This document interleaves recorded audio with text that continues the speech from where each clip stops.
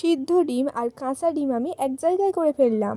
Hello everyone, আমি নেহা। কেমন আছো তোমরা সবাই? আশা করি ভালো আছো। আমি অনেকটা ভালো আছি। তো এই যে দেখো, একটা সিদ্ধ ডিম নিয়েছি আর এটাকেই এখন আমি একটা তুড়িতে ছাড়িয়ে আনবো। আচ্ছা, তোমরা কি এই জাদুটা আমার কাছ থেকে শিখতে চাও? তাহলে ঝটপট করে কমেন্ট করে যাও, তো আমি সবাইকে শিখিয়ে দেবো। তো সিদ্ধ ডিমটাকে আমি তুড়ি মেরে ছাড়িয়ে নিয়েছি। তো চলো, এবার নিয়েছি একটা কাঁচা ডিম আর এই ডিমটাকে এখন ভেঙে নেব।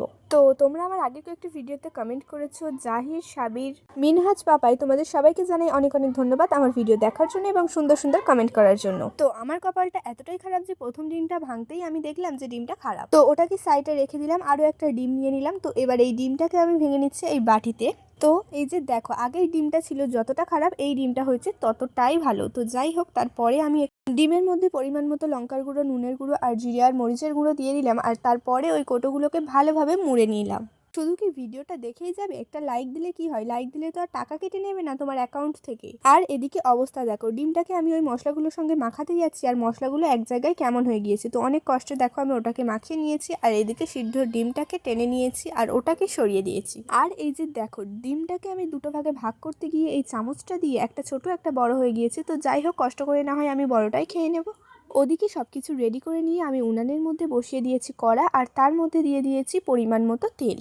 আর তেলটাকে নেড়ে নিয়েছি ভালোভাবে আর মাকে বলেছি আমি ক্যামেরা ধরবো, তুমি আমি যা যা বলবো তাই তাই করবে। আর এই যে দেখো, ডিমটাকে দিয়ে দিয়েছে মা তেলটা গরম হওয়ার আগেই। আমিই বলেছি পাকামো করে। আর তেলটা গরম হয়ে যাওয়ার পরে আমি সিদ্ধ ডিমটা দিয়ে দিলাম ওর ওপর, আর অল্প ডিম রেখেছিলাম সেটাই ওপর থেকে মাকে দিয়ে দিতে বললাম। আর এই যে দেখো, একটাও কাজ ঠিকঠাক করতে পারিলাম, মশলাটা কিন্তু এখনোই গোটা রয়েছে আর ডিমটা কিন্তু নিচের দিকে বেশি পড়ে গিয়েছে। পড়েই যখন গিয়েছে কিছু করার নেই। তারপরে মা ওটাকে তুলে নিল। আর এই যে দেখো, এদিকে আমি ধনেপাতা আর পেঁয়াজ কুচিয়ে রেডি করে রেখেছি খাওয়ার জন্য। আর তারপরে আমি বাসন থেকে প্লেটে ঢেলে নিলাম ডিমটাকে।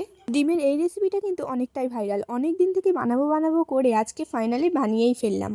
দেখো তো দেখতে কতটা সুন্দর লাগছে, খেতে তাহলে ভাবো কেমন হবে। তো চলো এবার টেস্ট করে তোমাদেরকে বলি আসলেই খেতে কেমন। তো আমি এখানে একটা কাঁটা চামচ নিয়েছি আর দেখো আমি কিভাবে খাচ্ছি। আমার খাওয়া দেখে তোমরা বুঝে যাবে কতটা টেস্টি হয়েছিল। হঠাৎ করে বাড়ি থেকে চলে এলে কিন্তু এরকম বানিয়েও দিতে পারো তোমরা, আর খুব কম সময়ের মধ্যেই কিন্তু হয়ে যাবে। আর এইদিকে দেখো, ভাগ করা তো শুরু হয়ে গিয়েছে আমার ভিডিও শেষে। আর মা এই যে দেখো কিভাবে খাচ্ছে। তোমরাও বানিয়ে ফেলো ঝটপট করে এই সুন্দর রেসিপিটা বাড়িতে।